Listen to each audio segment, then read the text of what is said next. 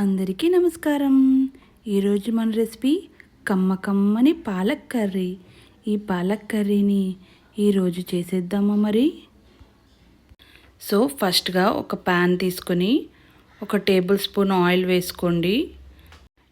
నూనె వేడెక్కాక 2 medium size ఆనియన్స్ని చిన్న ముక్కలుగా కట్ చేసుకొని నూనెలో వేసుకుంటున్నాను.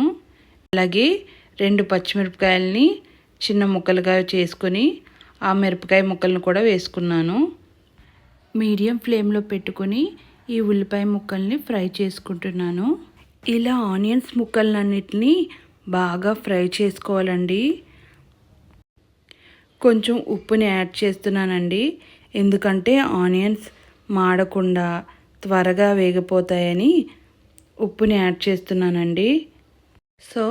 చూసారు కదా, ఆనియన్స్ అయితే బాగా వేగిపోయాయి.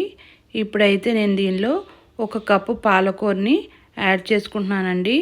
పాలకూరని చిన్న ముక్కలుగా కట్ చేసుకుని దీనిలో యాడ్ చేసుకుంటున్నానండి. ఓన్లీ ఆకుల్నే యాడ్ చేస్తున్నానండి. ఇలా యాడ్ చేసుకున్న తర్వాత నేను దీన్ని ఫ్రై చేస్తున్నానండి. ఇలా కంటిన్యూస్గా కొంచెం సేపు ఫ్రై చేయాలండి. ఇలా ఫ్రై చేయడం వల్ల ఆకులు బాగా వేగుతాయండి, అన్ని ఆకులు. ఇలా వేపుకున్నప్పుడే 1/2 టీ స్పూన్ పసుపుని వేసుకుంటున్నానండి. తర్వాత అయితే 1 టీ స్పూన్ కారాన్ని యాడ్ చేసుకుంటున్నాను. మీకు కావాలంటే కొంచెం ఎక్కువ తక్కువైనా కారం వేసుకోవచ్చు. ఇదైతే ఈ ఆకులకి కరెక్ట్గా సరిపోయిందండి.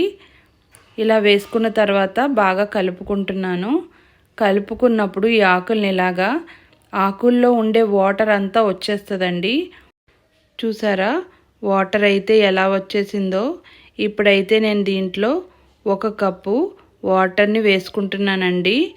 ఈ వాటర్ని వేసుకోవడం వల్ల పాలకూర అంతా బాగా ఉడుకుతుందండి. ఈ టైంలోనే సాల్ట్ ఏమైనా అడ్జస్ట్ చేసుకోవాలంటే చేసుకోండి. ఒకసారి గరిటెతో దీన్ని కలుపుకొని దీనిపై మూత పెట్టుకొని కొంచెం సేపు ఉడికించుకుంటున్నానండి. చూసారు కదా, ఆల్మోస్ట్ దగ్గర అయ్యాక కర్రీ 3 టేబుల్ స్పూన్ల మిల్క్ని అయితే యాడ్ చేసుకుంటున్నానండి. ఇలా మిల్క్ని యాడ్ చేయడం వల్ల కర్రీ మరింత టేస్ట్ వస్తుందండి. ఇలాంటి కర్రీ చిన్నపిల్లలు పెడితే చాలా ఇష్టంగా తింటారండి. నేను తీసుకున్న ఆకుకూరకైతే ఓన్లీ 1%కే కర్రీ వచ్చిందండి. కమ్మని పాలకూర రెడీ అండి. ట్రై చేసేయండి. ఎలా ఉందో కమెంట్ బాక్స్లో కమెంట్ చేయండి. మీకు మా వీడియో నచ్చినట్లయితే లైక్ చేయండి, షేర్ చేయండి, సబ్స్క్రైబ్ చేయండి. Thank you for watching.